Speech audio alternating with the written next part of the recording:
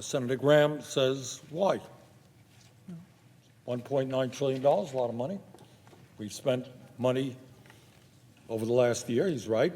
Why are we spending money?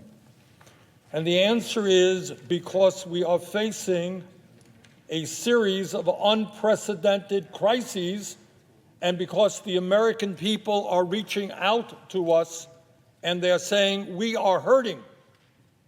We are in desperate condition and we need help from the federal government. That is why we are responding.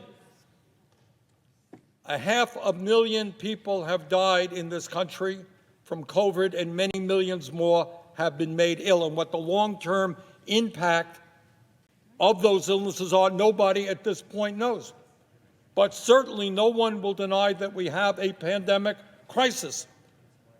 And our job is to make sure that we produce the vaccines that the American people desperately need, and that we develop an effective mechanism to get it into the arms of the American people.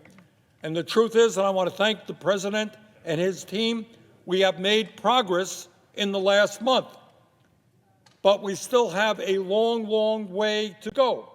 And to produce the vaccines, to hire the people who will make sure that people get those vaccines, inject people with the vaccines, it's going to take money. Everybody in this Senate, and I assume in the country, wants our kids to get back to school.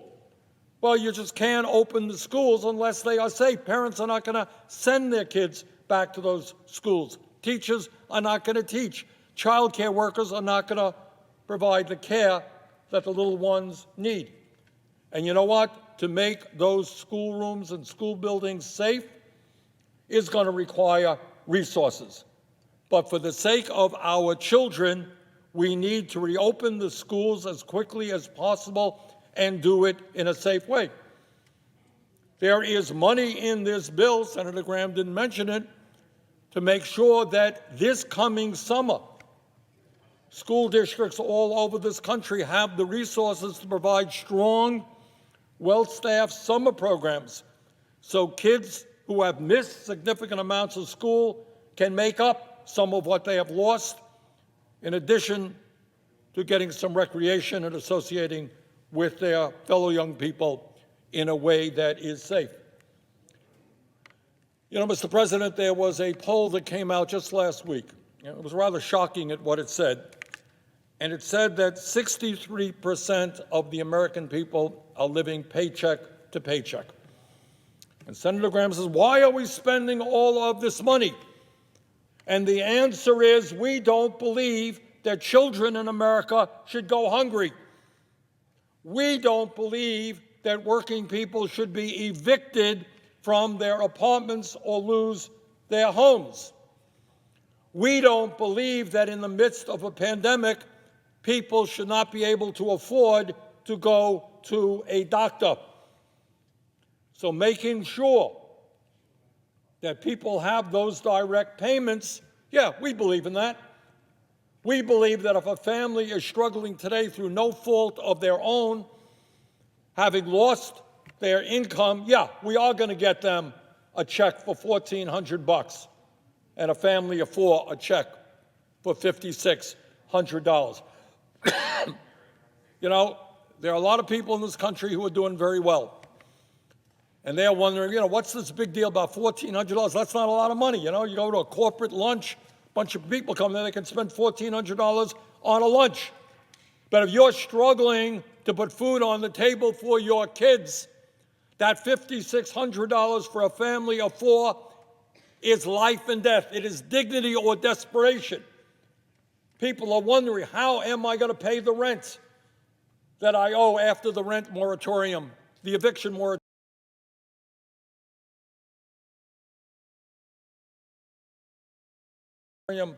expires? How am I going to feed my kids? How am I going to take care of the basic necessities of life? So yes, we are providing $1,400 per working class family because that is desperately needed. So when the senator says, well, why are we spending all of this money? The answer is because we are living in the most difficult moment in the modern history of this country, and arguably even a more difficult moment than the Great Depression of the 1930s. People are hurting, and in a democratic society, government is supposed to respond to the people who sent us here. Now, I know that there is controversy, and Senator Graham raised this issue. Democrats have a majority, a bare majority with the vice president, 51 votes. Why are we not working with our Republican colleagues? We have reached out time and time and time again. The president has reached out. Work with us. But you got to understand the severity of the crisis. And they have not done this. Using reconciliation, by the way, Mr. President, as you well know, not a new idea. When our Republican colleagues had the majority, they used reconciliation. What did they use it for? They used it for massive tax breaks for the rich. That's what they used reconciliation for. They used reconciliation in order to try to throw 32 million Americans off the Affordable Care Act, something that Trump was fervent about. And by one vote, Senator McCain, we prevented 32 million people from losing their health insurance through the reconciliation process. So our response is, you want unity? Well, you know what? We probably have more unity today in America around this package than anything that I can remember. Polls vary, 65, 70% of the American people understand the crisis we are facing. They want us to respond.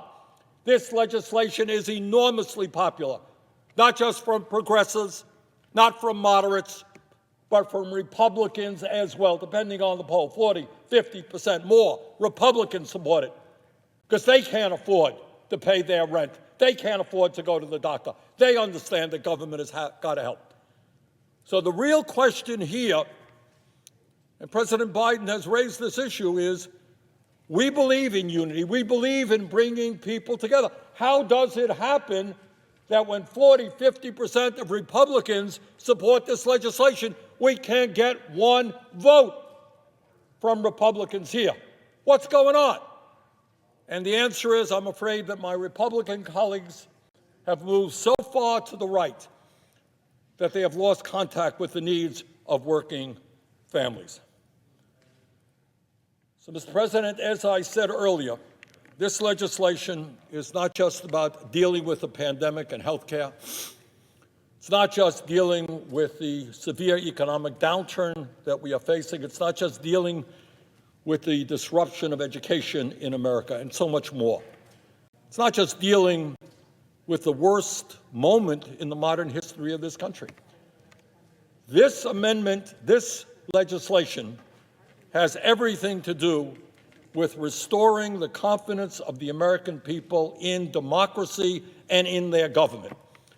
And if we can't respond to the pain of working families today, we don't deserve to be here. So Senator Graham said it's going to be a long night. Bring it on. We're ready. But at the end of the day, we are going to do what the American people want, what the American people need. We're going to pass the American Rescue Plan. And with that, Mr. President,